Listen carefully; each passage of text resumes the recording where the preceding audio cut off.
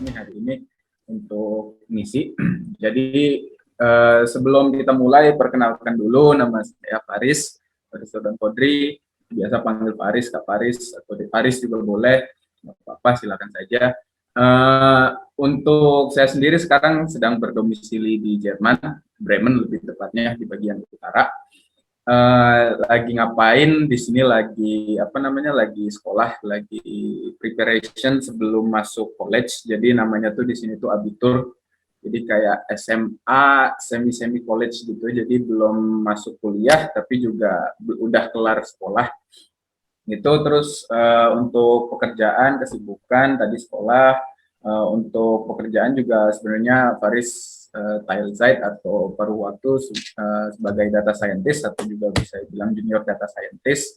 Di sini ngambil job-job kecil kayak misalnya analisis data, bantuin teman ngerjain tesis, apapun itu. Ya banyak deh. Jadi lumayan di sini lagi abitur, lagi belajar juga untuk kedepannya. Faris rencana untuk sekolah mungkin juga di sini. Nah, untuk kalau yang mau tahu lebih lengkapnya tentang Faris ada kasih website nih. Ini websitenya, link websitenya farisdekodri.com.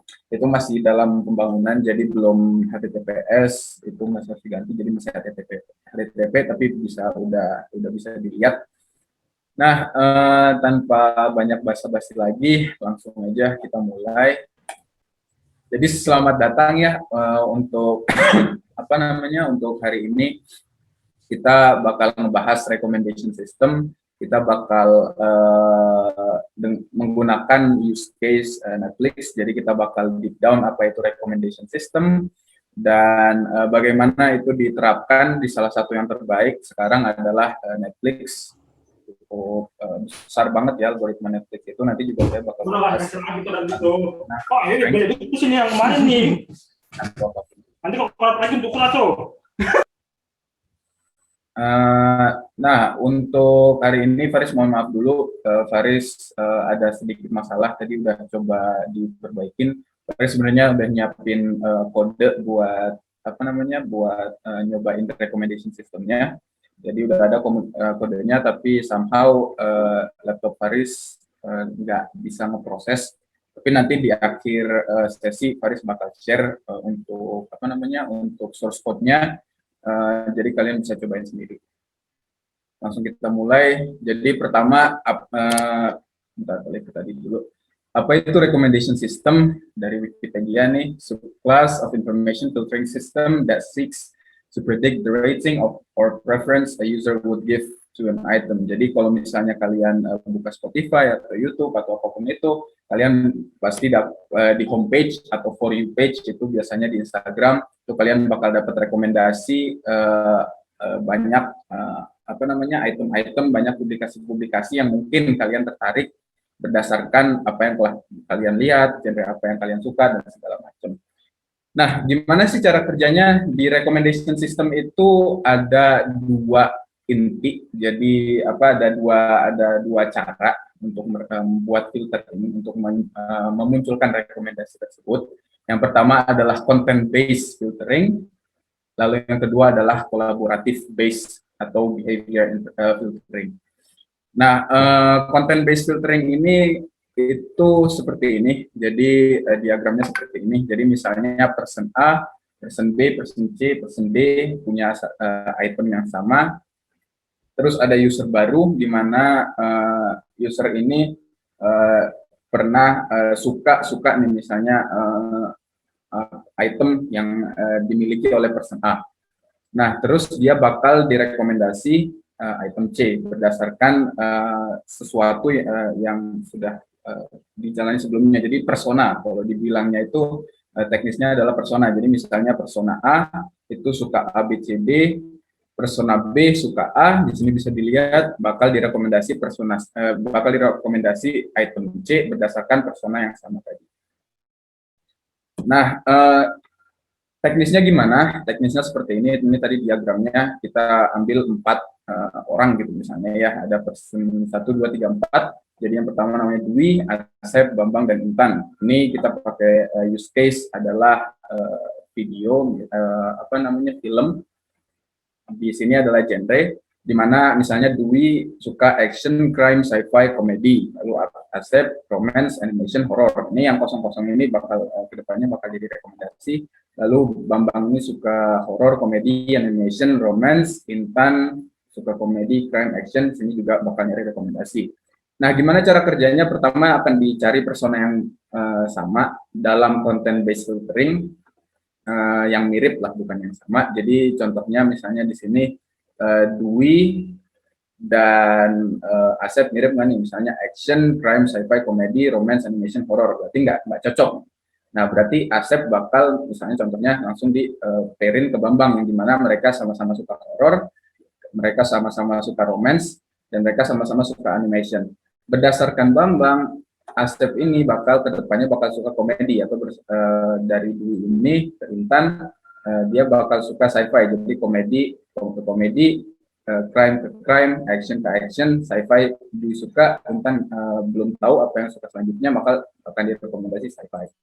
Nah, sci-fi masuk sini. Lalu kalau misalnya tadi Bambang komedi, bakal masuk komedi. Itu pertama konten based filtering.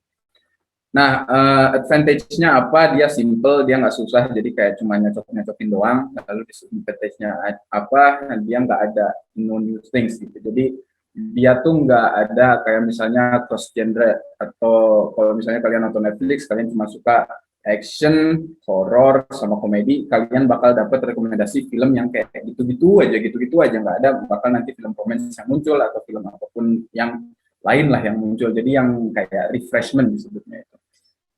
Lalu yang kedua adalah collaborative based filtering, di mana seseorang itu dikualifikasi berdasarkan behaviornya, jadi bukan berdasarkan genre-nya ataupun apapun yang dia suka. Jadi kalau misalnya sebelumnya dia hanya berdasarkan genre, dan kedepannya bakal genre itu aja yang ditunjukin. Kalau misalnya collaborative based filtering, itu dia masuknya adalah jadi berdasarkan memang benar-benar nggak termasuk ke subgroup, tapi langsung benar-benar ke itemnya gitu. Jadi contohnya misalnya persona A dengan persona B, itu mereka punya genre yang berbeda untuk film. Misalnya yang satu suka komedi, yang satu suka horror, tapi dua-duanya punya kesamaan kayak misalnya suka nonton Avenger gitu. Nah, person somehow nanti kapan waktu bakal muncul recommendation di mana person A ini bakal terrekomendasi dari person B, bukan berdasarkan genre yang dia suka,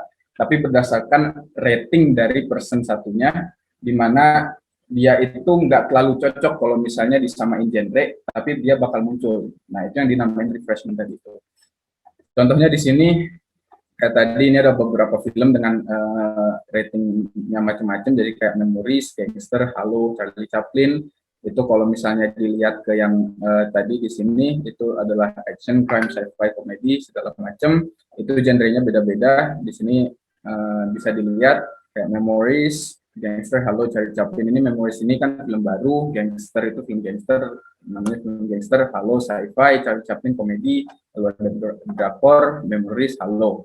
Nah, di sini bisa dilihat bahwa si Asep bakal terinfluence dengan pilihannya Dwi, kan dia punya kesamaan beberapa rating film sebelumnya.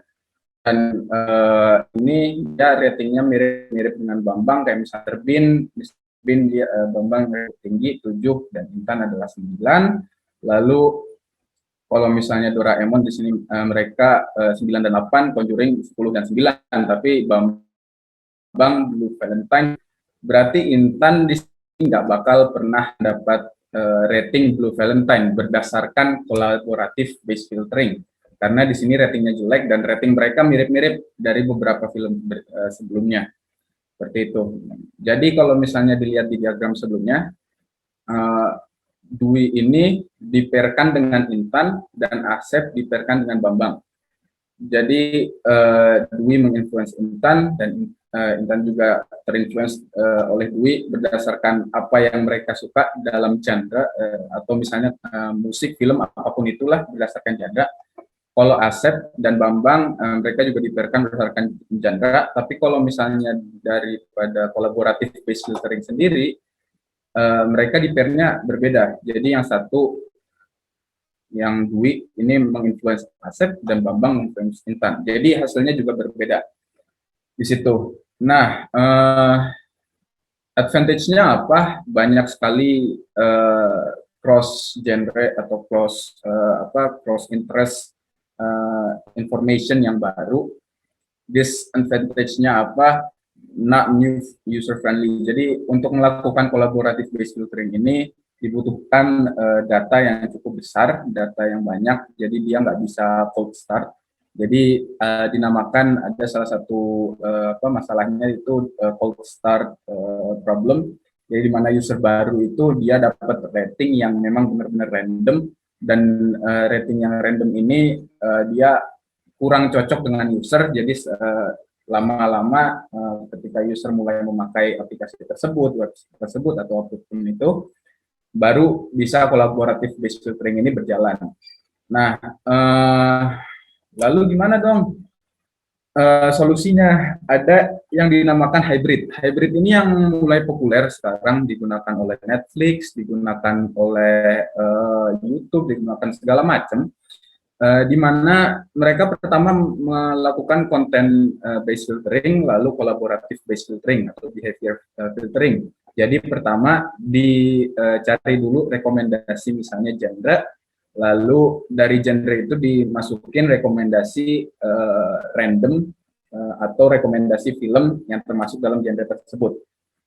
Jadi dia kayak two step, jadi satu digabungin, satu ditaruh di awal, satu ditaruh di akhir, dimasukin datanya, keluar hasil itu bisa jadi cocok memang dengan genre si persona ini, genre orangnya tersebut, atau dia bisa jadi nggak cocok dengan genre kualifikasi orang tersebut, tapi dia tetap menarik untuk orang tersebut berdasarkan persona-persona lain yang dimana menganggap film ini tuh bagus walaupun itu bukan genre mereka atau itu genre mereka. Jadi bisa dilihat di sini input dimasukin recommender 1, recommender 2, P1, P2, recommender key, ini recommender berikutnya. Jadi kayak misalnya 1, 2, 3, 4, 5, 6, 7, 8, 9, 10 gitu, atau mungkin sampai 100, atau lalu di-combine, keluar output ini dimasukin lagi sebagai input ke dalam recommender tadi. Jadi recommender 1, recommender 2, recommender key, 3, 4, 5, 6, 7, 8, 9, 10, lalu di-combine, dimasukin tadi segala macam, keluar output. Nah, cukup jelasnya ini, baru sudah bikinin lagi. Jadi kalau misalnya di hybrid ini, untuk user 1, dia suka komedi, relationnya dengan orang si user ini adalah 55%, user 2 horror 30%, user 3 action 20%, maka dari sini genre komedi bakal keluar, di mana di dalam komedi ini ada beberapa film yang memang di rating bagus, kayak misalnya Charlie Chaplin, Mr. Bean, SpongeBob, atau Jackass. Nah, di situ keluar Jackass sebagai rekomendasi pertama kepada user, jadi rekomendasi top, salah satu rekomendasi top, di mana dari genre itu di rating, karena genrenya memang sudah sesuai, di rating dari genre tersebut, yang mana yang paling cocok buat user filmnya, contohnya. Atau kalau misalnya di hybridin, bakal keluar rekomendasi kedua, di mana rekomendasi kedua ini nggak masuk sama sekali dengan komedi. Jadi misalnya Avenger itu kan action sedikit lah, tapi main value-nya itu adalah di action. Nah, action ini nggak cocok sama user. Nah, user ini cuma punya 20% tingkat kecocokan atas action film, atas genre film action. Tapi tetap keluar Avenger rekomendasi sebagai rekomendasi kedua. Kenapa? Karena Avenger ini adalah top rating dari user 1, user 2, dan user 3. Jadi mereka dari top rating ini dimasukin ke dalam si user yang baru ini. Jadi walaupun genrenya nggak cocok, tapi kalau misalnya ratingnya tinggi dan itu sebagai refreshment, di mana user 1, user 2, user 3 itu sama-sama senang, maka user 4 ini bakal direkomendasiin. Itu. Nah, contohnya kayak misalnya kalian di Netflix gitu kan, kadang kalau misalnya punya Netflix, kalian suka nontonnya filmnya komedi, action, terus tiba-tiba keluar film Conjuring atau film Annabelle atau apapun itulah. Nah, itu kalian kadang nggak nyambung, terus pas kalian klik, kalian coba deh, coba kita lihat genre baru deh, coba nyobain film Annabelle, tahu suka. Gitu. Ternyata kalian suka. Nah itu tahu dari mana ini si aplikasinya kalau bahwa film ini tuh saya suka gitu loh, walaupun ini genre sebenarnya nggak terlalu cocok dengan saya sendiri. Itu diambil dari persona tadi, jadi diambil dari hybrid. Hybrid ini yang paling banyak digunakan sekarang. Sebenarnya ada beberapa aplikasi yang memang hanya menggunakan content base atau community base yang tadi, yang persona tadi. Nah, itu tergantung dari apa namanya, tergantung dari aplikasi yang dibuat atau aplikasi yang digunakan, tujuan aplikasinya tersebut untuk apa. Jadi apakah mereka perlu memasukkan hybrid, apakah mereka tidak perlu memasukkan hybrid, itu memang keputusan dari pembuat aplikasi dan tujuan aplikasinya tersebut. Nah, di sini hybrid ini advantage-nya yaitu combat previous two models, di mana disadvantage model dua model pertama tadi bisa dikurangi. Jadi kan misalnya tidak cocokannya bisa dikurangi, lalu menjadi lebih baik dalam sisi rekomendasi gitu. Jadi misalnya kalau content based nunjukin film ini, terus ternyata di hybrid film ini tuh nggak cocok sama sekali, dan pas di testing, ternyata yang hybrid ini memang lebih kuat, apa hasilnya, maka akan digunakan hybrid itu. Jadi bukan maka akan digunakan hybrid itu, maksudnya adalah emang hybrid ini memang sudah teruji untuk beberapa aplikasi yang kita pakai sehari-hari kayak TikTok, Netflix, Instagram, segala macam, itu mereka mostly pakainya adalah hybrid. Nah, nyampe situ dulu sebelum masuk use case nih. Ada pertanyaan nggak?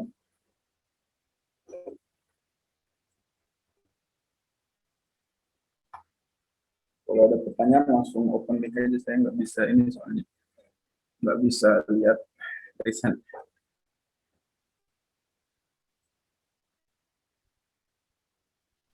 Nggak ada ya? Masuk langsung ini aja ya, langsung use case. Hari ya, langsung lanjutin aja ya.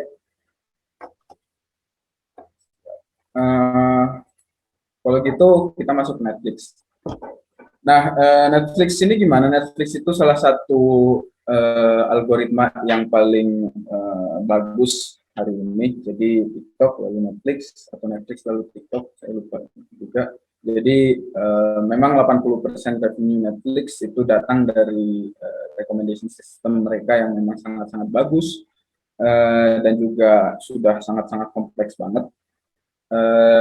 Recommendation system ini dia itu hybrid seperti yang saya bilang tadi, hybrid di mana mereka menggabungkan dua metode awal tadi untuk menampilkan film-film yang mungkin kalian akan suka. Jadi sistemnya itu seperti ini. Jadi kalau misalnya kalian buka Netflix, ada yang punya Netflix, kalian buka di sini dia bakal kayak punya row-row itu.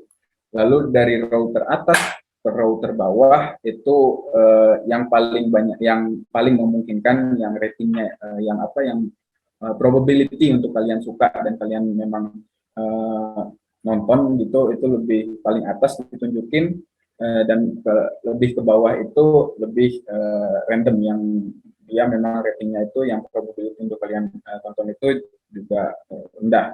Nah, itu nggak cuma dari atas ke bawah, tapi juga dari kiri ke kanan. Jadi paling kiri yang ditunjukin duluan itu adalah memang yang paling banyak, yang paling memungkinkan untuk kalian lihat, dan paling ke kanan itu yang less likely untuk kalian lihat. Jadi dia double gitu. Jadi dari atas ke bawah, dari kiri ke kanan. Dan ini juga sistem yang cukup bagus, di mana kita terbiasa, atau banyak mayoritas dari dunia terbiasa membaca dari kiri ke kanan.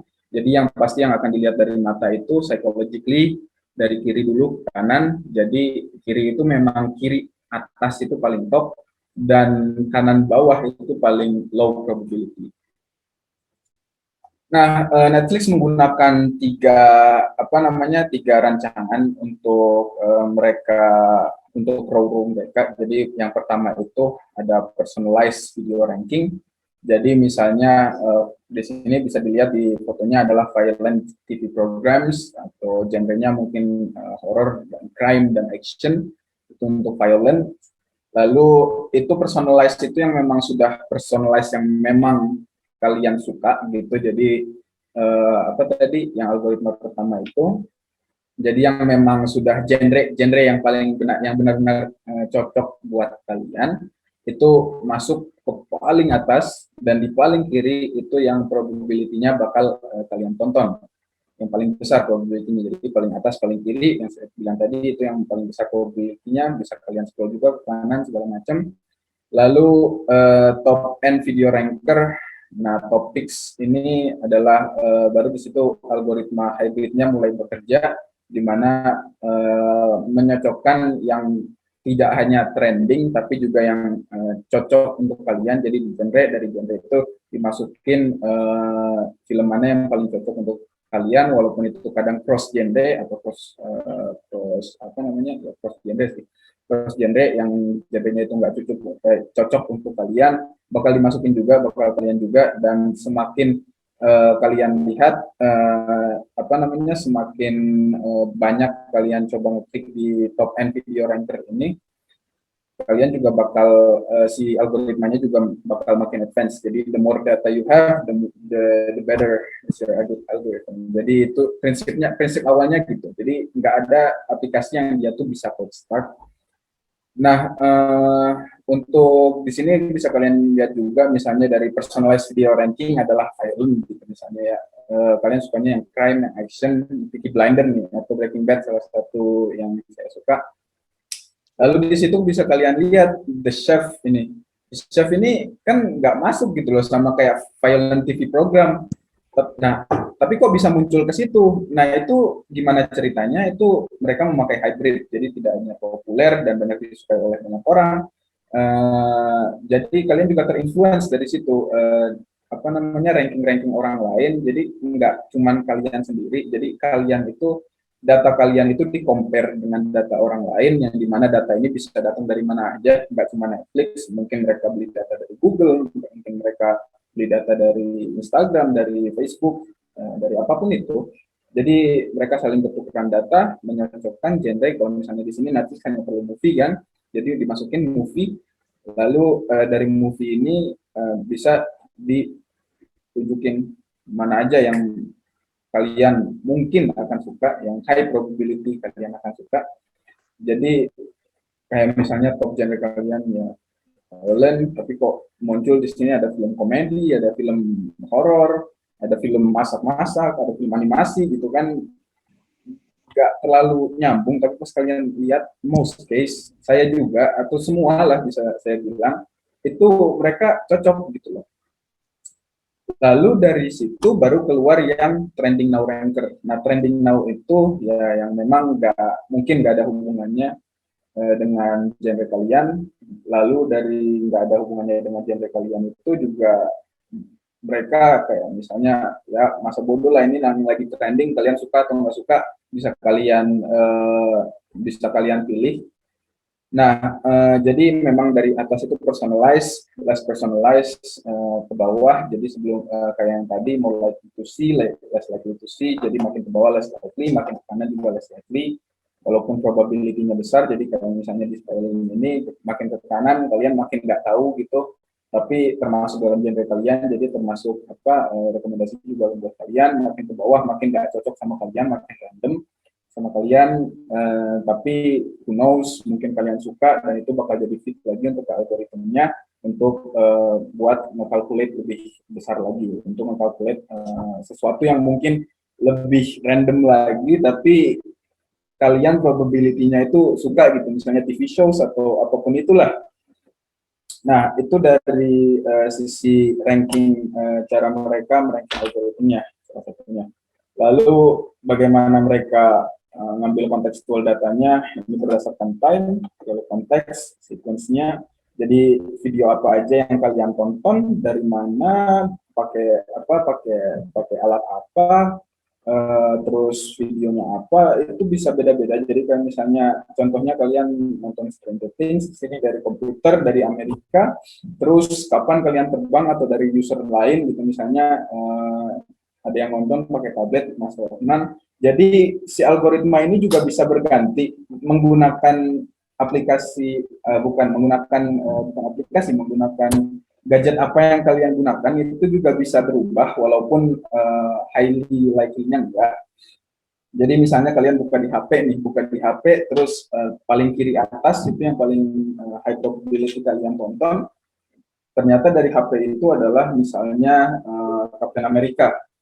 Tapi pas kalian buka dari komputer, kok ganti gitu, kok dia kok jadi misalnya apa ya, misalnya Pirates of Caribbean gitu.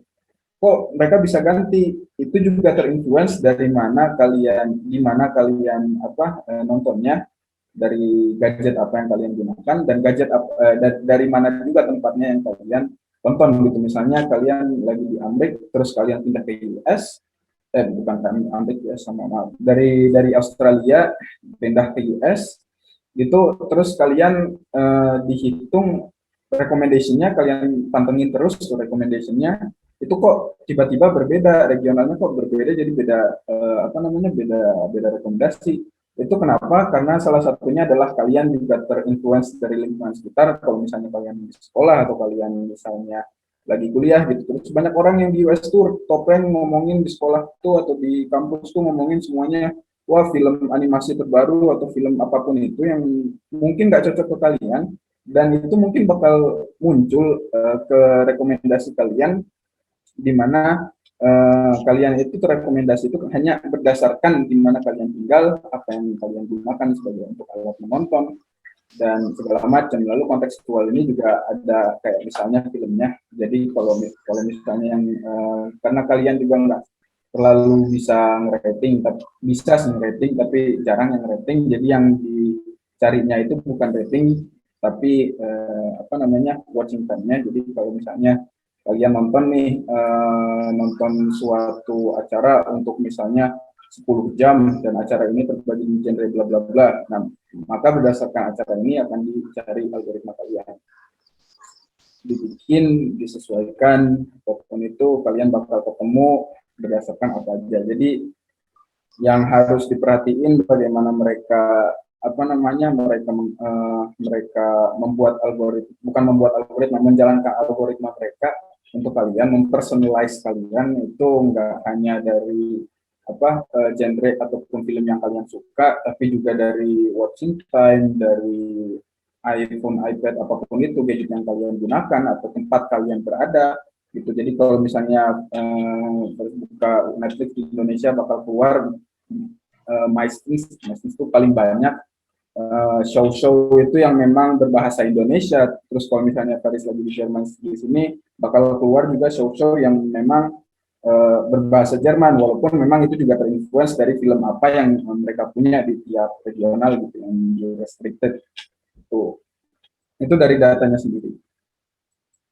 Nah, Netflix Rose algoritmnya itu gimana caranya? Mereka gini, find candidates, atau sebenarnya bisa di-apply juga ke Spotify, ke aplikasi apapun, Instagram segala macam, post yang kalian suka, post yang kalian save, post yang kalian memang tonton gitu. Jadi misalnya kalian suka random post, terus kalian lihat gitu, misalnya untuk sampai akhir videonya tanpa pakai skip gitu misalnya, maka itu dihitung nilainya apa aja, genrenya apa aja, tipikal filmnya apa aja, mungkin suaranya juga apa aja, apakah dia suara bertonasi tinggi atau suara bertonasi rendah, apakah orangnya laki atau perempuan gitu. Jadi kalau misalnya kalian banyak nonton shows yang memang dominance-nya itu adalah laki-laki, maka rekomendasi berikutnya juga bakal muncul dominance yang dia laki-laki. Jadi kalau misalnya kalian suka buka Instagram gitu, melihat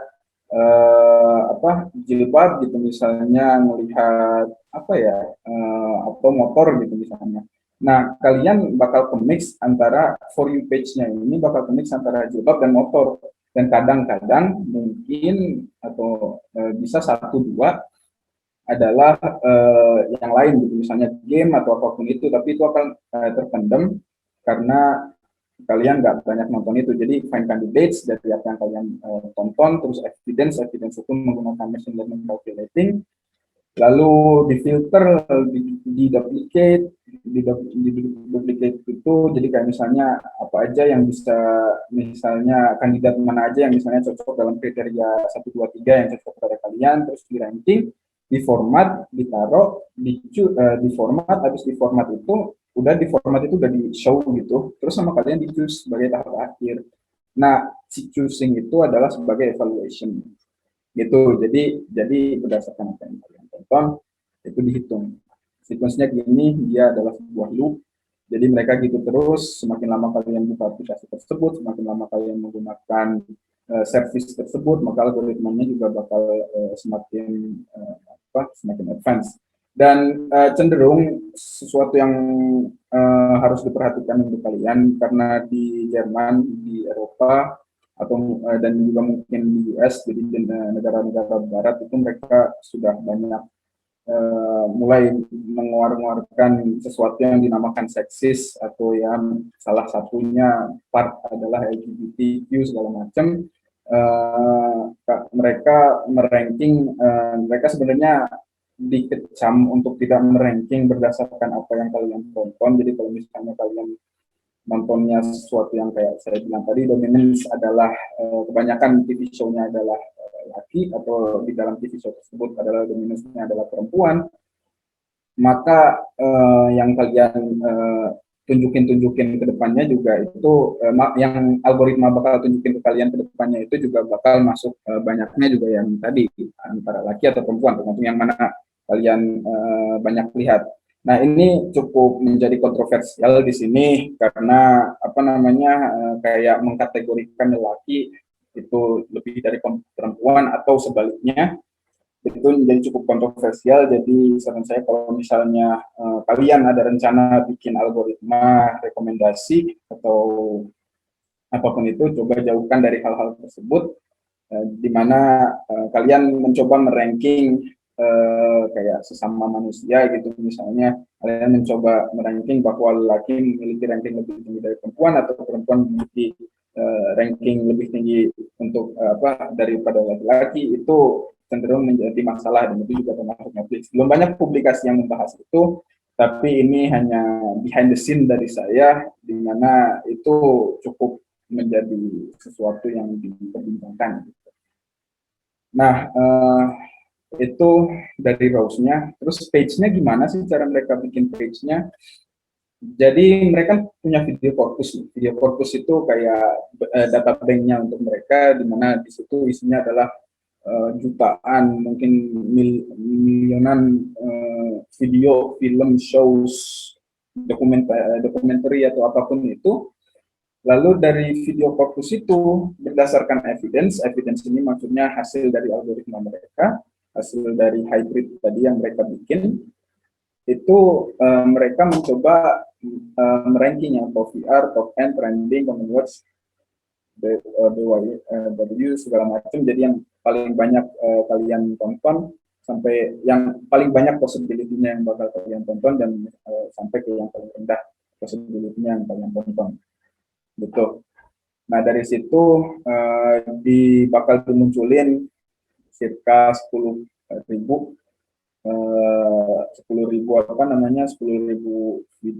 film atau show atau video. Makin kalian scroll ke bawah, makin bisa dilihat. Jadi kira-kira 10.000 lah.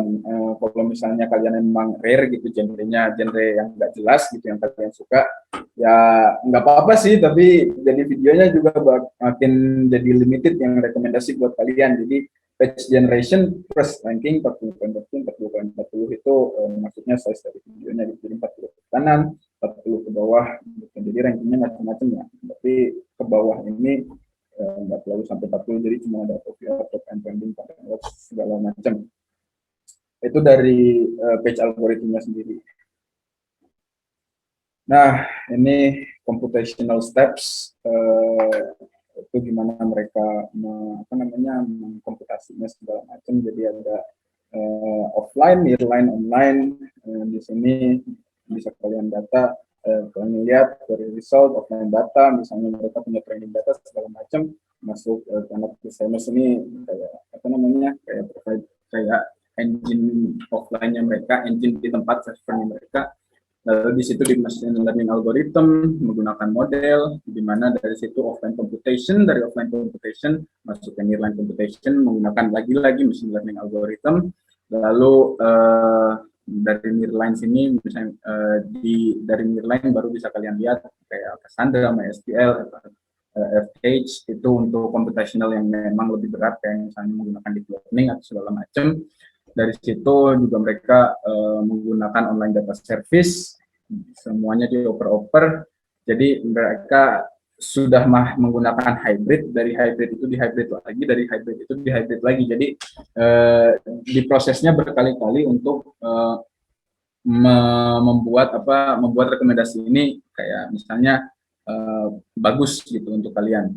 Nah, dari situ baru online, event distribution, segala macam, UI client, online data service juga tadi, oper-operan data untuk si algoritmanya, terus dari situ online computation yang cenderung lebih ringan, karena kalau misalnya online computation di device kalian pakai pas aplikasinya dijalanin, terus kalian harus menggunakan sebuah computation di dalam aplikasi kalian, udah mau bakal nge-hang, bakal lambat banget, recommendation-nya juga bakal sampah segala macam. Jadi memang mereka melalui beberapa steps, lalu dari situ masuk recommendation-nya ke kalian. Nah, itu sih dari saya sebenarnya. Saya tuh beneran punya ada apa namanya, ada artikel yang memang untuk membahas ini, untuk terus juga artikel bagaimana kalian dan data source yang memang sudah code source, bukan cuma data tapi code source-nya juga sudah saya siapin, tapi tadi saya coba nggak jalan,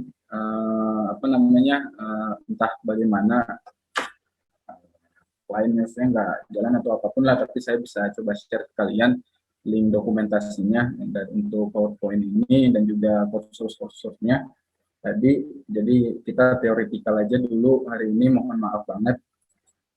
Sampai situ ada Q&A nggak? Ini Q&A session ya, ada pertanyaan, ada yang mau bertanya, ada yang kayak misalnya, oh itu kok nggak cocok sama yang ini, atau ada yang mau protes atau gimana, silakan.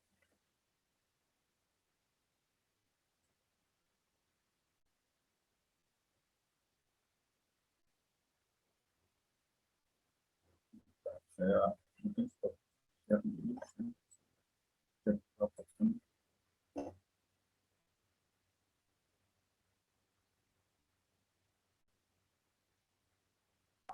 Ada beberapa pertanyaan di chat nih, Faris. Ada juga yang hashtag. Baru lihat. Nah, untuk Rexis recommendation system potensinya lebih ke bagian apa ya? Untuk recommendation system potensi research yang sekarang adalah oh ya, tadi sebelum masuk ke situ, algoritma apa yang digunakan di sini itu sebenarnya nggak ada satu algoritma pasti. Jadi dari machine learning sendiri, kalau misalnya kalian perhatiin, itu semuanya recommendation semua, entah dari itu linear, pokoknya semuanya linear regression lah, classification lah, clustering lah, itu semuanya menghasilkan sesuatu di mana berdasarkan data yang lama, kan gitu konsepnya. Nah, menggunakan mathematical computation, di mana mathematical computation itu dijadikan sebuah sebuah code, di mana kalian tinggal masukin data, proses, keluar output. Itu input, proses, output. Itu basic yang harus kalian tahu. Karena jadi semua algoritma itu memang hampir semua algoritma di dalam machine learning itu adalah recommendation system sendiri. Jadi kalau kayak misalnya untuk mempermudah kalian bikin recommendation system, itu kalian pakai misalnya nggak pakai random forest gitu yang cukup besar dan cukup berat, walaupun hasilnya cukup bagus, tapi kalian pakainya logistic regression di mana hasilnya juga bagus dan dia tuh jauh lebih ringan daripada random forest gitu. Nah, itu bisa kalian otak-atik sendiri, bisa kalian coba-cobain, bisa kalian spot juga dari RMSE lah, apapun itulah, table lah, ataupun yang kalian pakai untuk menghasilkan suatu result. Tapi itu tadi. Jadi konsepnya itu yang tadi saya tunjukkan. Kira untuk recommendation system potensi research-nya lebih ke bagian apa ya? Ada sekarang itu yang dinamakan ontologi. Jadi ontologi itu kayak sesuatu yang dipakai di deep learning maupun machine learning. Ontologi itu jadi kayak web. Jadi saya tunjukin lah gambarnya.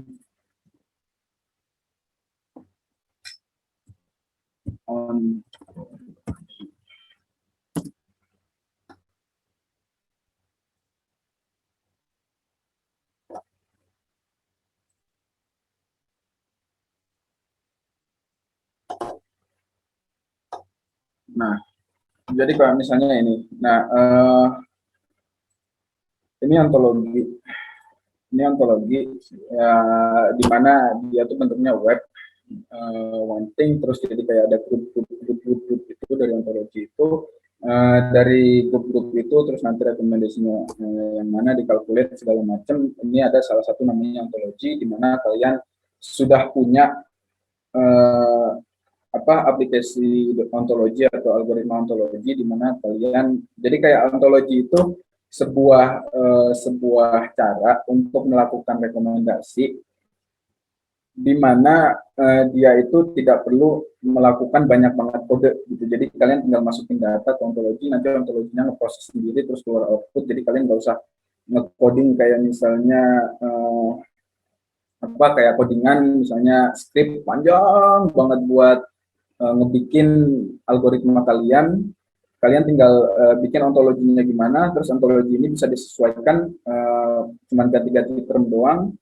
Dari ontologi itu bisa kalian masukin data kalian keluar nanti outputnya. Itu salah satu research potensialnya. Karena sekarang ontologi itu sebenarnya udah lama, jadi machine learning pun juga udah lama, tapi ontologi ini belum banyak yang tahu. Dan machine learning sudah mulai naik daun, sudah di atas daun sebenarnya, udah di daunnya sendiri, jadi udah terkenal gitu, wah machine learning ini, machine learning itu. Nah,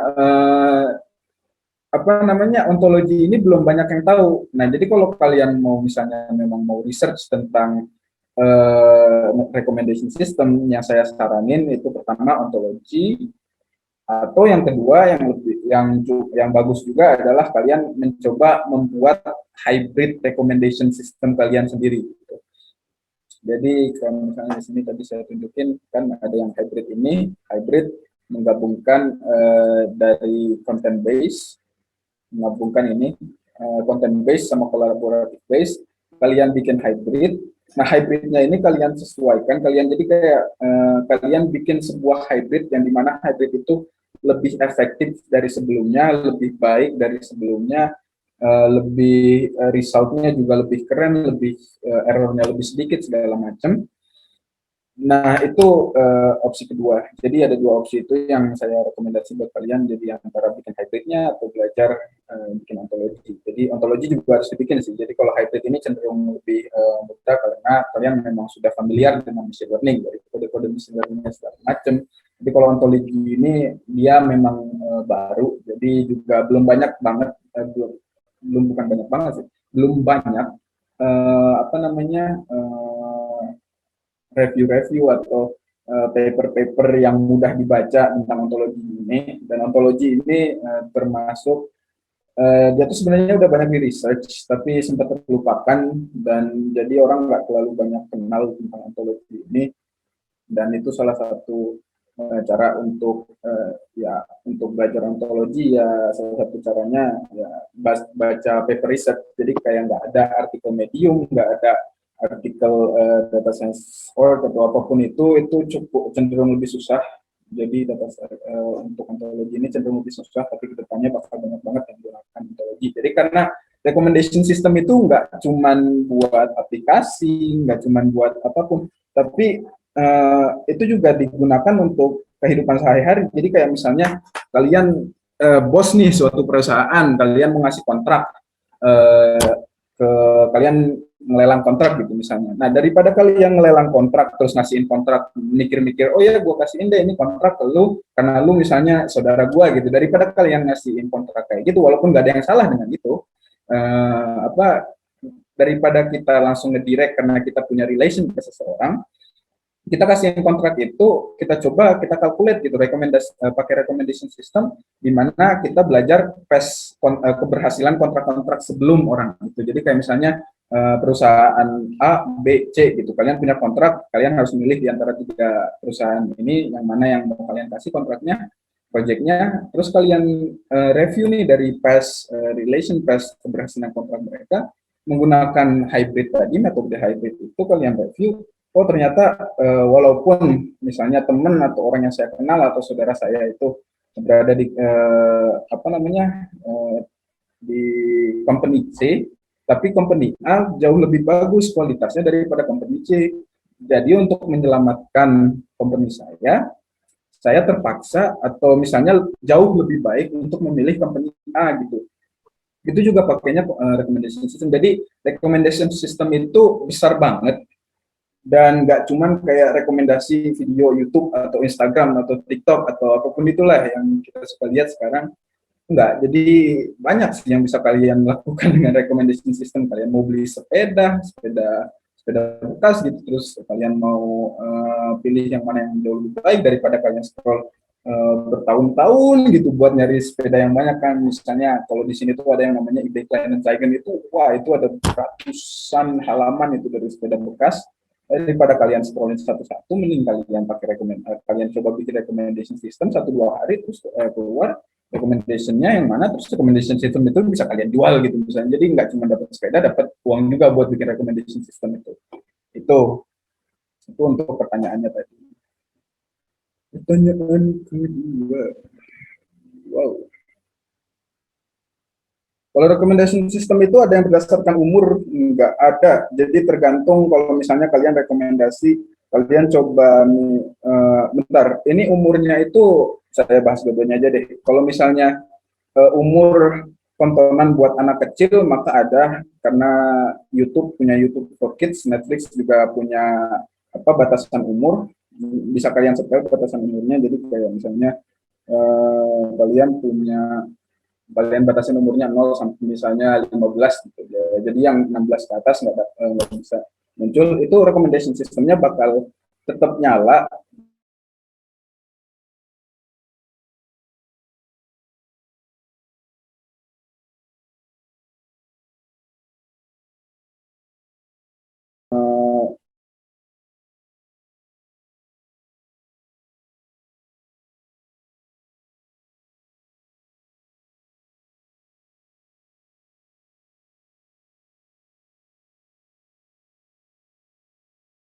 matrix matrix yang digunakan biasanya diukur setelah diterapkan recommendation system.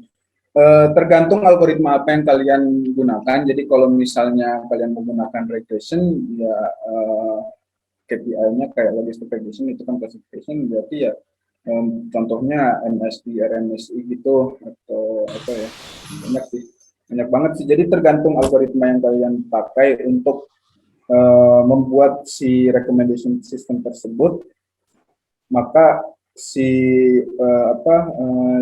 KPI atau matriksnya akan menyesuaikan algoritma yang kalian pakai. Jadi kalian pakai, kalau misalnya kalian bikin recommendation system clustering gitu, maka KPI matriksnya bakal yang kalian logically gitu ya, maksudnya kalian bisa nyoba sih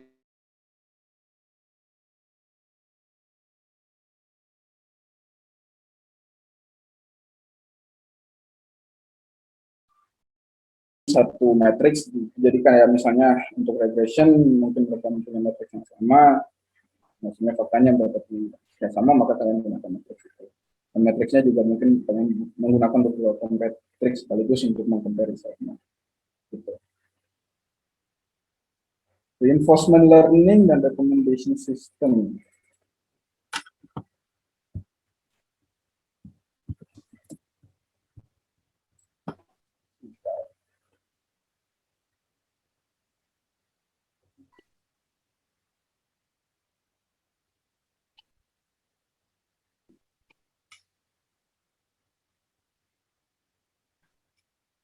Reinforcement learning. Oke,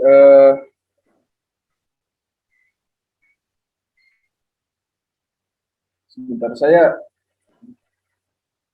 gimana ya cara menjelaskan. Reinforcement.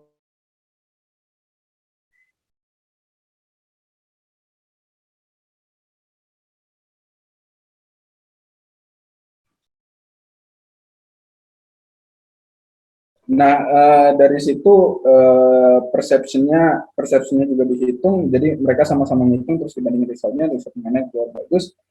Jadi reinforcement learning itu salah satu tahap untuk untuk mengevaluasi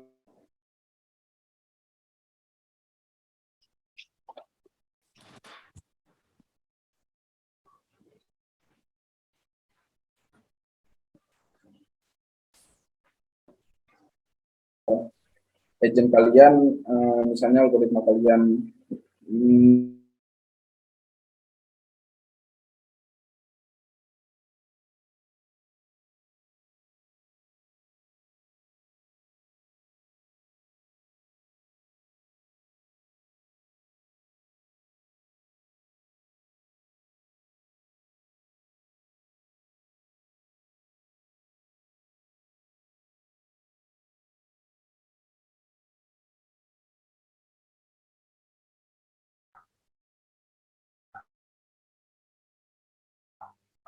Oh iya, nampaknya ini ya dari Mas Farisnya kayaknya.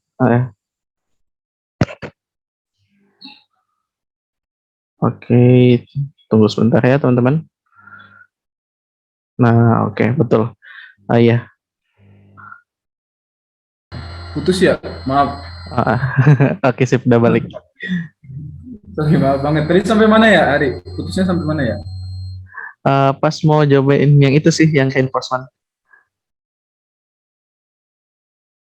Jauh berarti. Oke, jadi reinforcement learning kan apa, robot agent sama human expert, reinforcement learning, jadi training data segala macam, itu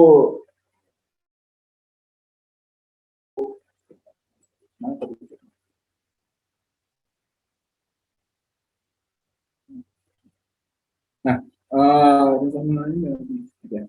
Jadi masuknya sebagai salah satu metode untuk apa, mengevaluasi apa namanya, agent kalian atau algoritma kalian. Itu caranya pakai reinforcement learning. Ya, maksudnya itu kan salah satu apa namanya, salah satu metode daripada machine learning sendiri.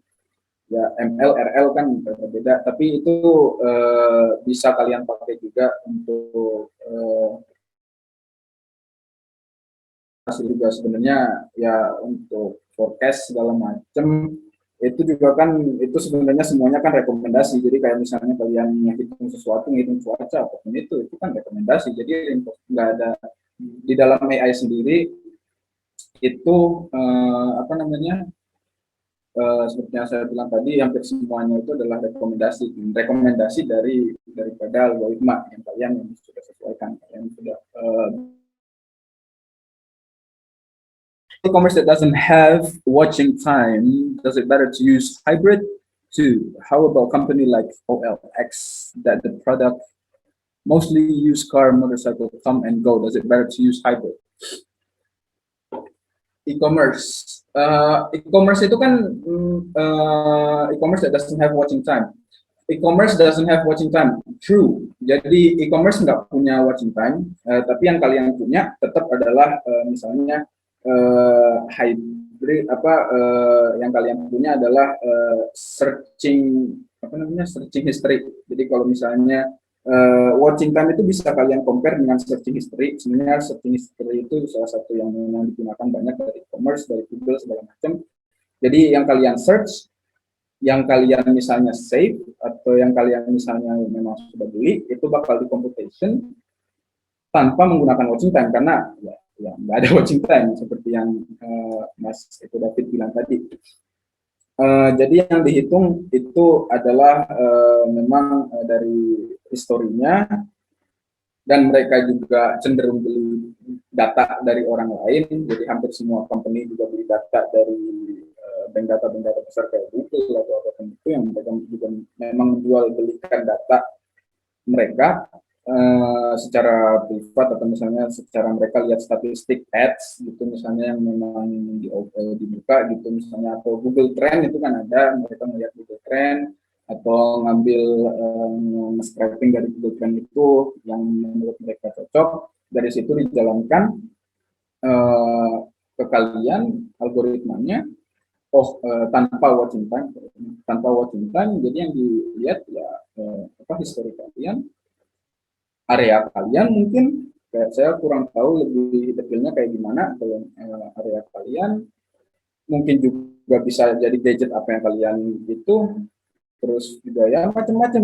Jadi watching time itu salah satu variabel yang dimana bisa, jadi variabelnya itu kan bisa di banyak nih, bisa di kayak kombinasi, bisa dilepas satu ditambah satu, di misalnya oke kita nggak pakai watching time tapi kita pakai misalnya banyaknya apa namanya eh, produk yang dia save gitu, misalnya oh produk ini mungkin suatu hari nanti ingin saya beli gitu, jadi di save dulu gitu, terus kapan-kapan lupa, tapi itu bakal dihitung juga untuk jadi rekomendasi gitu.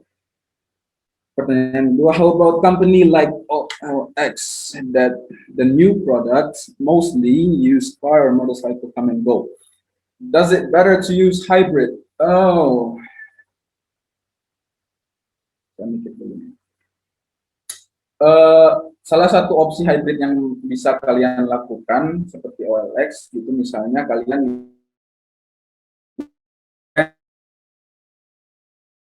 lihat terkini untuk pilihan trend overall. Jadi yang pertama sebenarnya hybrid itu paling cocok sih untuk semuanya. Jadi pertama kalian pakai dulu apa namanya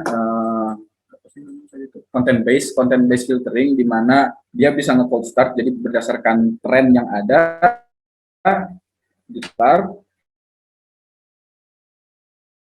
ketika si user ini punya sudah menggunakan sistem searching itu intinya kalian punya data, kalian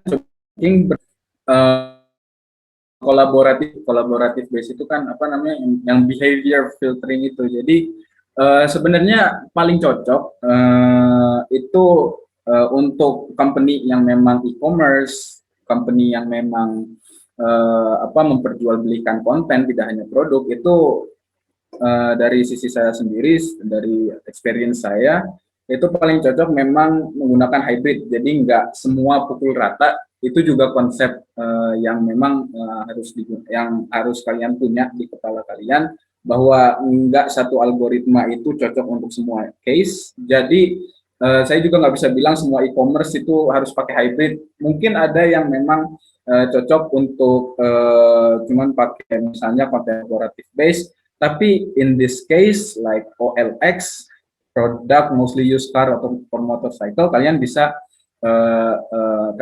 baiknya ambil hybrid, di mana di situ juga kalian pastinya bakal mencantumkan filter apa namanya filter misalnya yang si mobil ini belum terlalu lama dipakai, berapa ribu kilometer, terus filternya tahun mobilnya segala macam, perincian daripada mobilnya sendiri, atau harga, mungkin ada yang mobilnya baru terus harganya bagus juga nggak terlalu mahal, itu bisa kalian munculin ke atas, itu juga bisa jadi sebuah rekomendasi. Jadi itu yang content based. Lalu yang kolaboratif base berdasarkan ya kayak misalnya kayak searchingnya seorang ini, dia searchingnya apa, terus dari ketika muncul searching itu kalian filter lagi yang mana yang paling muncul ke atas, itu berdasarkan base. Itu jawabannya. Oke, terima kasih banyak. Oh, ada yang raise hand, mohon maaf. Iya, Mas Raihan. Gimana Mas Raihan, boleh langsung on mic aja? Iya, nggak apa-apa Mas Raihan. Ya, izin bertanya ya, kenalkan nama saya Raihan. Mungkin lebih ke ini Mas, lebih ke teknis. Nah, kalau misalnya kita menggunakan beberapa teknik kayak tadi collaborative filtering dan pakai content base ya, atau mungkin pakai hybrid, kita mencoba untuk ngebandingin dari hasil tiga teknik itu bagaimana gitu ya, kayak kira mana yang lebih better, itu kan kita mesti butuh justifikasi yang lebih rasional kalau kita ngomongnya ke stakeholder gitu. Untuk kita production gitu ya, kita mau coba lihat nih kira ada peningkatan atau enggak, mungkin sales ataupun atau yang lainnya lah atau sebagainya gitu. Nah, itu gimana kita untuk menghitung ROI-nya gitu, atau return of investment-nya. Ini itu Mas Faris. Oke, maaf tadi kepotong. Menghitung ROI antara menggunakan content base atau kolaboratif base ya, kalau saya dengarnya benar berarti. Itu yang kedua ya. Yang pertama lebih ke evaluasi yang bisa ngukur atau ngebandingin dari tiga teknik itu ya. Yang kedua baru ROI-nya gitu sih. Oke.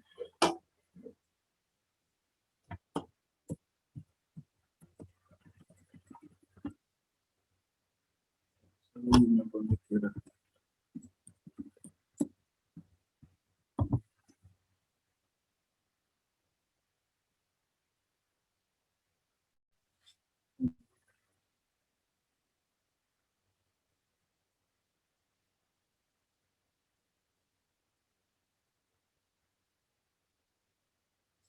Oke, untuk mengcompare dari tiga tadi, pertanyaan pertama dulu, untuk mengcompare dari apa namanya, untuk mengcompare yang mana yang misalnya best kalian lakukan antara yang best kalian apa namanya pilih antara content based atau collaborative based atau hybrid itu, pertama berdasarkan kalian review buat aplikasi itu apa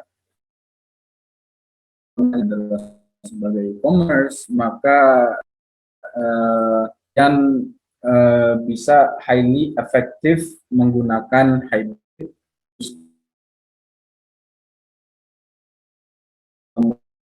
membuat aplikasi di mana kalian milih misalnya apa namanya, kalau use case-nya adalah milih kontrak tadi, maka efektifnya apa kalian juga menggunakan konten, atau enggak semua case itu perlu menggunakan hybrid. Jadi itu kan lurinya. Kalau kolaboratif base itu dia cenderung lebih ke, jadi maksudnya adalah content base itu di mana kalian misalnya, contoh kalau kalian misalnya ngasih kalian ada sebuah kampus untuk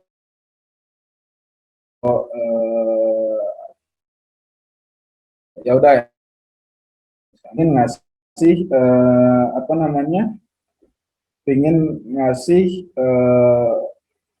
kontrak, dan dari beberapa yang kandidat-kandidat yang bisa kalian pilih ini adalah mungkin satunya printing company yang itu kurang nyambung dengan electrical engineering. Nah, ketika kalian memakai content base, maka si 3D company ini dia bakal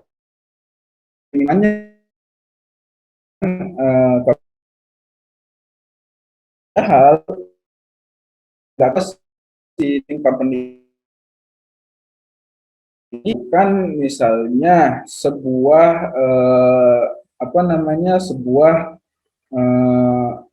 electrical repairman gitu dalam sebuah gedung atau sebuah apa namanya, sebuah gedung atau sebuah bangunan, di mana yang itu juga menginvolve electrical engineering, kan misalnya highly gitu. Jadi mereka misalnya dulunya punya kontrak mengganti ini itu menggunakan application 3D printing segala macam. Itu kalian nggak bisa cuman pakai konten, jadi kalian pakai apa misalnya kalian pakai kolaboratif. Jadi dilihat yang cocok buat kalian berdasarkan visi misi daripada aplikasi atau algoritma yang emang kalian pengen bikin gitu. Jadi nggak bisa kayak misalnya, oh ini nilainya lebih bagus nih tapi nggak nyambung ke topiknya ya. Oke, so yang mana yang kita pilih ya, balik lagi visi misi kalian bisa apa namanya munculin decision di mana kalian kita cuma pakai kolaboratif, atau kita cek content based gitu. Tapi ada tapinya. Pertama, use case bukan use case, tapi yang cenderungnya karena Hive kan menggabungkan dua-duanya. Jadi ngefilter, jadi pertama difilter dulu, kedua difilter lagi. Jadi untuk hasilnya sendiri lebih cenderung lebih baik. Jadi paling banyak itu memang dipakai apa namanya hybrid. Tapi satu-satunya cara untuk kalian apa namanya memilih yang pakai yang mana itu tergantung visi misi kalian untuk daripada aplikasi ini. Jadi mungkin juga kalian bisa selain visi misi itu bisa kalian A/B testing juga, misalnya dengan reinforcement learning gitu, misalnya kalian menghadirkan agent dari mana gitu yang untuk mengkomparasi hasil kalian, hasil robot kalian atau dengan si agent ini, yang terus mengkomparasi yang mana dapat data benar gitu. Tapi ya itu tadi tergantung visi misinya.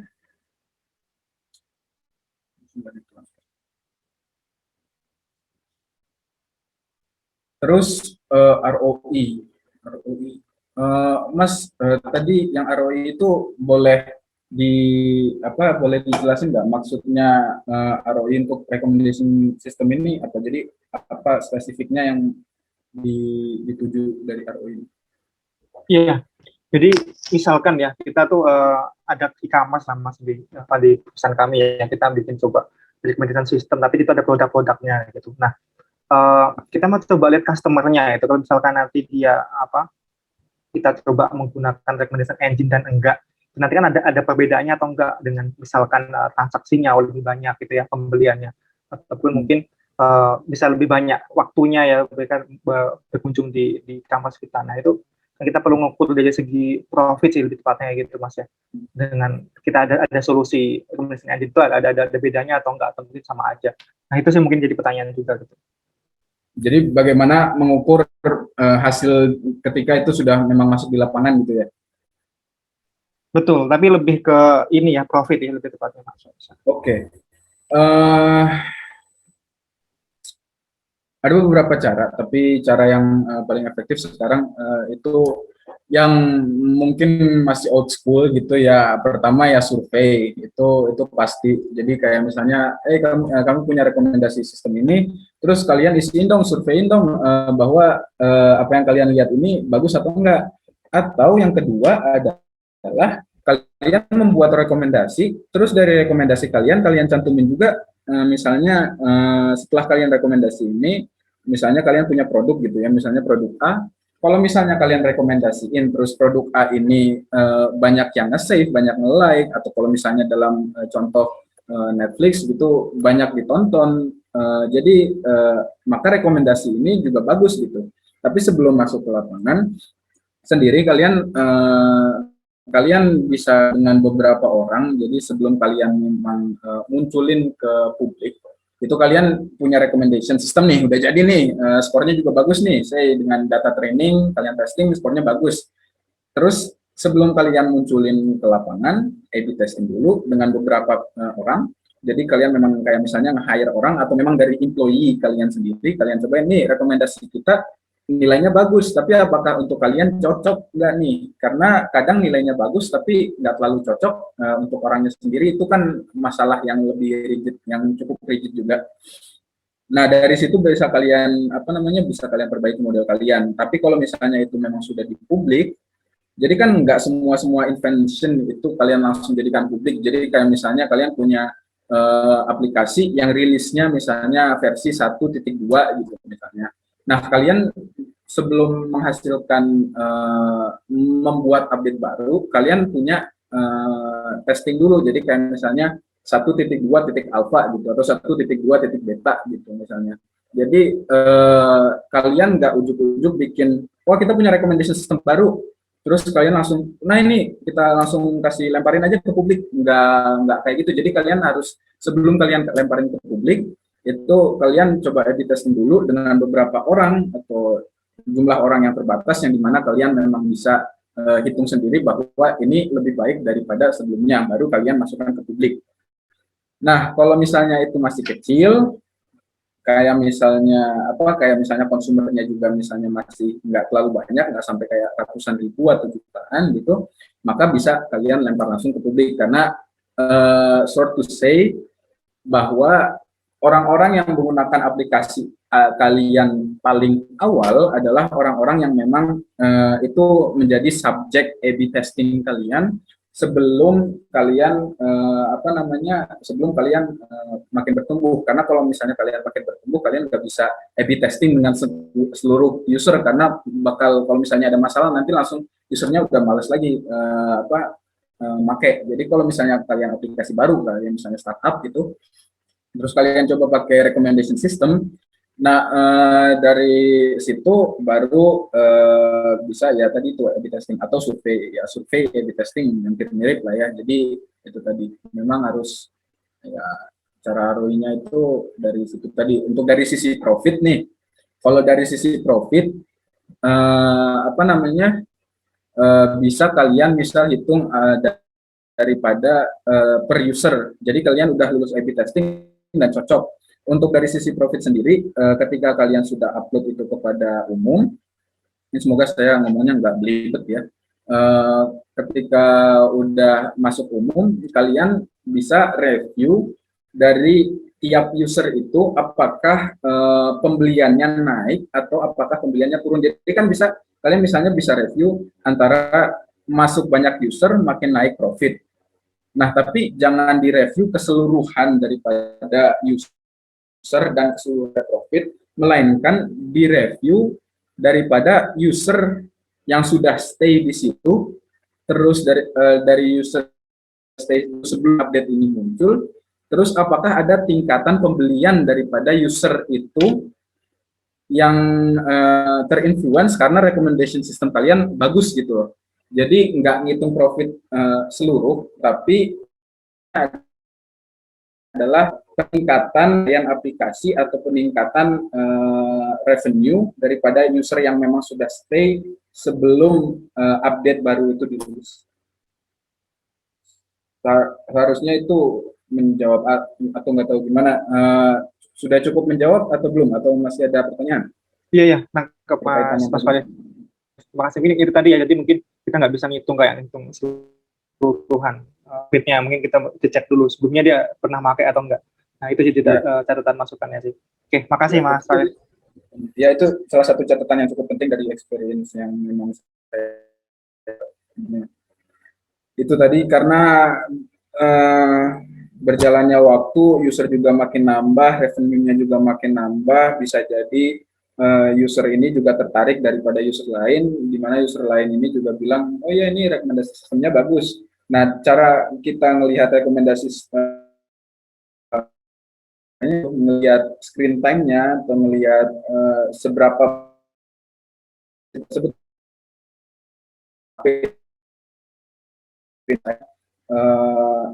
melihat ini berapa jamnya itu ada. Maaf OT out of topic, kira-kira recommendation system itu bisa nggak diterapkan dalam robotics? Maaf kalau pertanyaan terkesan aneh, nah saya masih awam dalam dunia AI tapi tertarik untuk mempelajarinya. Nggak apa-apa, aneh-aneh juga nggak apa-apa. Maksudnya diterapkan di robotik itu gimana? Apa yang dilakukan gitu. Jadi misalnya coba deh open mic kalau misalnya boleh, kalau misalnya masih berhalangan untuk open mic bisa di chat, kalau misalnya berhalangan juga di chat, maka saya akan jawab seluas-luasnya. Halo, ini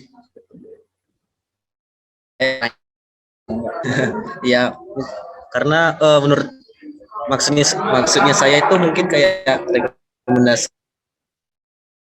suatu keputusan gitu Mas ya, dalam suatu kondisi gitu ya.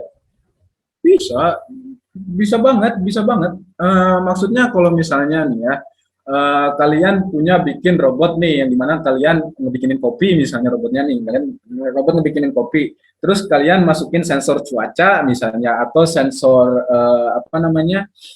ya salah satu yang paling penting sensor cuaca gitu. Jadi daripada sensor cuaca itu in respect to kopi, jadi misalnya cuacanya cerah yang dibikin ice kopi gitu misalnya, atau cuacanya dingin gitu yang dibikinnya ya kopi panas, atau ya terus kalau misalnya misalnya juga kalau misalnya makin gila lagi, ini saya suka aja nih kalau misalnya teman A preferensinya kopinya kalau misalnya dengan teman A gitu ngopinya pasti kopi tubruk gitu, kopi hitam, atau kalau misalnya teman B itu ngopinya pasti ngopi susu, jadi pas teman A datang yang dibikinin kopinya kopi susu gitu, atau teman B datang maksudnya teman A datang yang dibikinin kopinya kopi tubruk gitu, kalau misalnya teman B datang yang dibikinnya kopinya kopi susu. Itu salah satu application tadi yang cukup apa OOT juga, yang cukup out of the box juga, tapi bisa banget sih, bisa banget.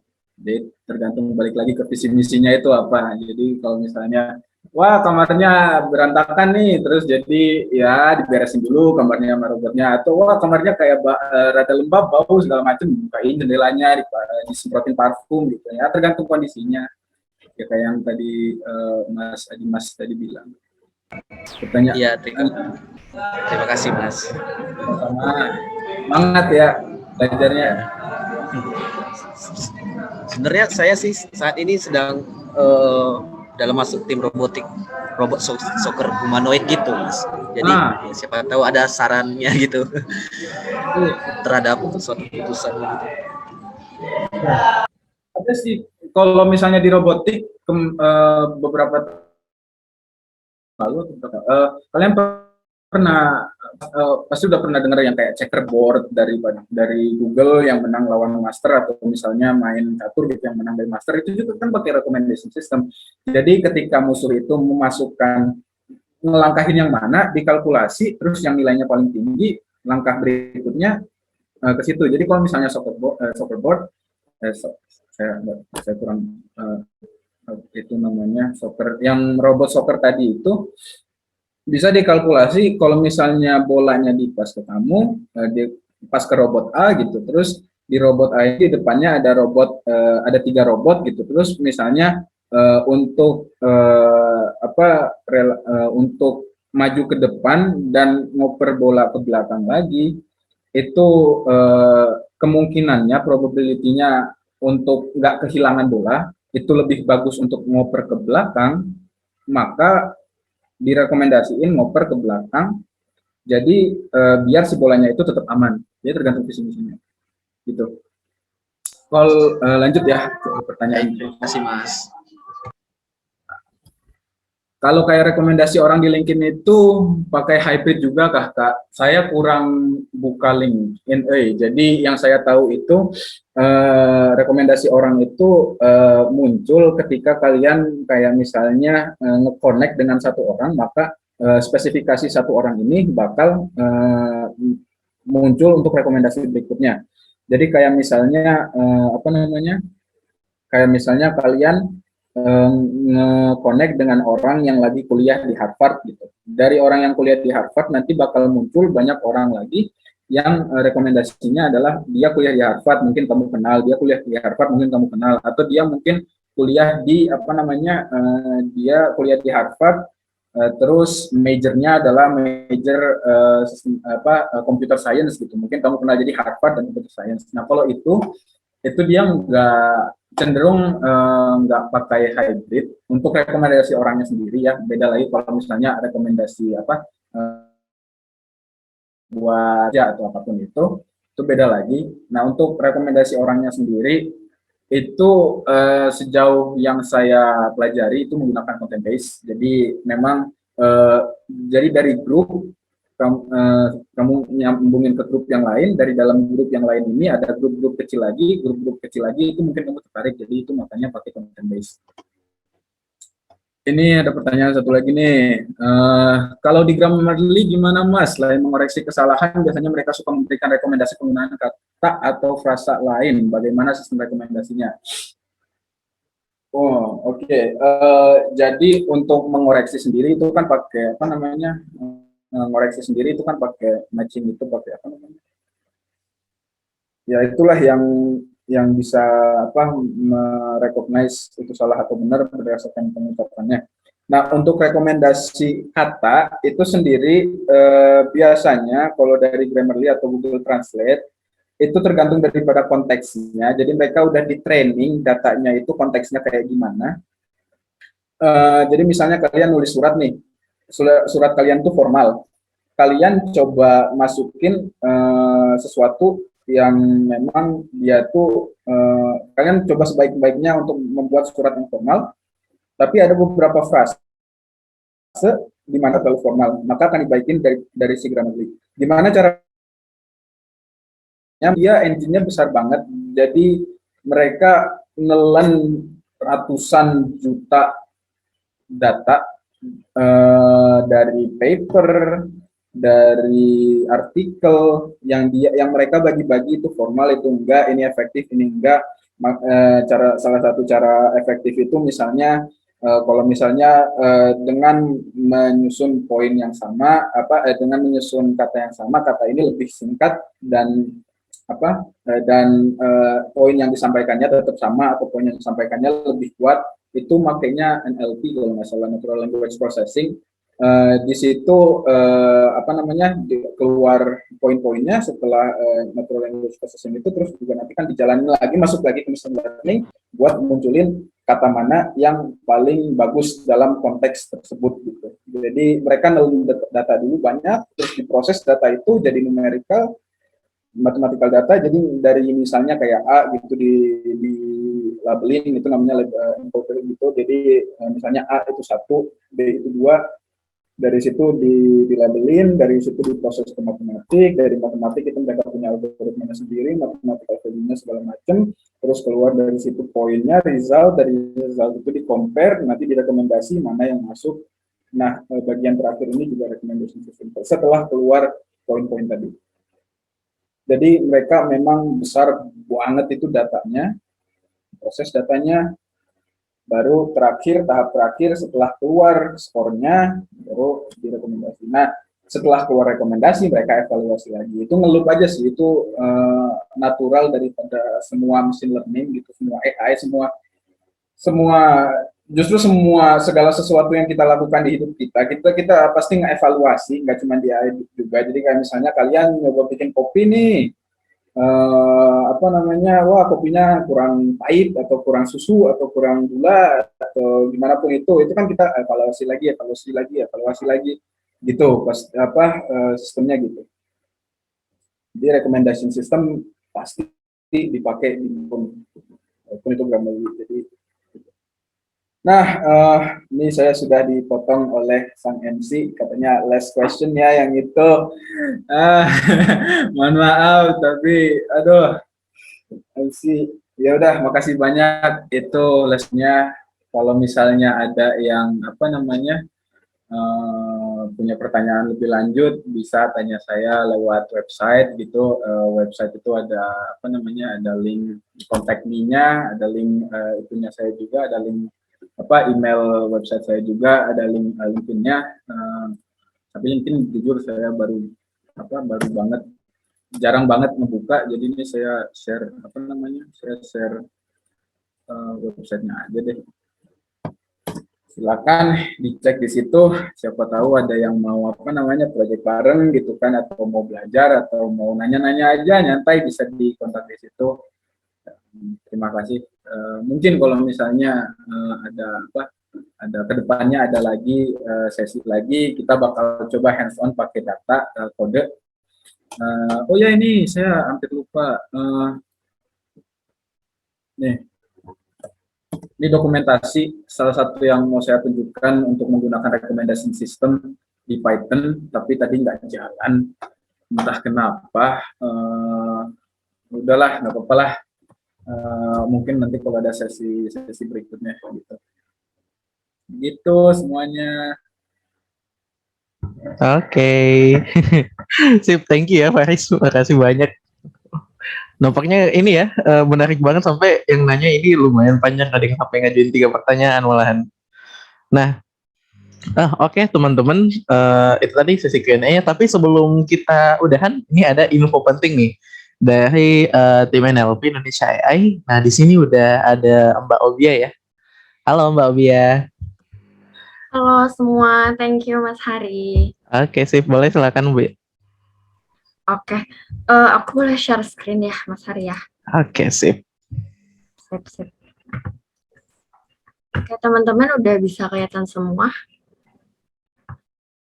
Jadi sebenarnya aku mungkin mau sharing kasih informasi sebentar aja. Jadi aku dari tim AI for Education dari R&D, kita lagi ngadain research nih tentang sentimen analisis. Jadi kita mau menganalisis sentimen masyarakat terkait topik pembelajaran tatap muka pasca COVID. Nggak pasca COVID sih, selama pandemi ini ya, tapi terhitung sampai sekarang juga gitu. Nah, Kebetulan di kita dapat 7.000 data, yang mana banyak banget. Jadi kita butuh untuk tersebut gitu. Nah, untuk benefitnya apa aja sih? Nah, tentunya akan ada kalian dapat research experience, kemudian akan ada networking juga, dan of course juga akan dapat sertifikat ya dari Indonesia langsung. Nah, kalau untuk gimana sih cara untuk daftar jadi volunteer-nya itu gampang banget. Nanti tinggal join aja di form yang ada di sini. Nah, aku juga udah sharing di komunitas di Discord ya, di full team. Di situ ada link formnya. Nanti juga mungkin aku akan share di chat box di Zoom. Jadi teman-teman bisa langsung daftar aja. Dan aku juga minta tolong ya untuk teman-teman mungkin bisa di grup-grup kalian atau yang mungkin mahasiswa. Ini menurutku peluang besar sih buat kalian pengalaman research, dan nanti juga pasti akan banyak networking dan lain sebagainya. Udah mungkin itu aja kali ya Mas Hari. Ada yang mau ditanya mungkin? Gimana teman-teman yang lain? Nanti ini ya, untuk linknya udah saya share di chat, tapi nanti untuk poster sama linknya kita share lagi nanti kalau di event. Sip. Oke, thank you Mbak Obia. Thank you Mas Hari. Oke. Nah, sip. Nice teman-teman. Oke, jadi itu tadi ya chat ke-13 dari Mas Faris tentang recommendation system using machine learning. Nah, mungkin untuk nanti info lebih lanjutnya, atau kalau misalnya ada pertanyaan lagi, bisa diajuin aja di Discord ya. Kalau misalkan mau tanya-tanya sesuatu atau yang mau nanya tentang volunteer tadi, boleh silakan ya. Nah, karena ini sudah pukul 9 ya, mungkin kita tutup saja, tapi sebelum itu mungkin boleh sesi foto dulu nih kayaknya. Boleh ya, silakan teman-teman on cam yang emang gak berhalangan nih. Nah, saya tunggu ya. Habis itu kita ini foto bersama nih.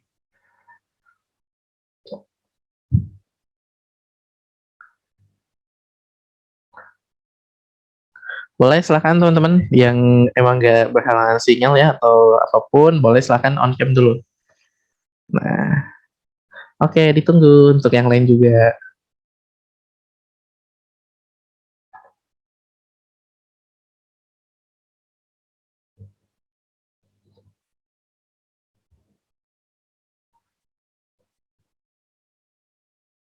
Oke, yang lain boleh nih, beberapa lagi nih, boleh silakan.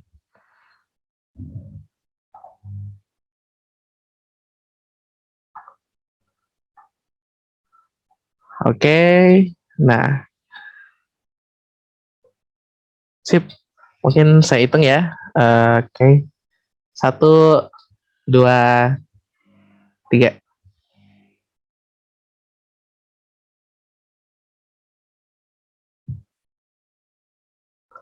Nah, oke, mungkin satu kali lagi ya. 1, 2, 3. Oke, sip.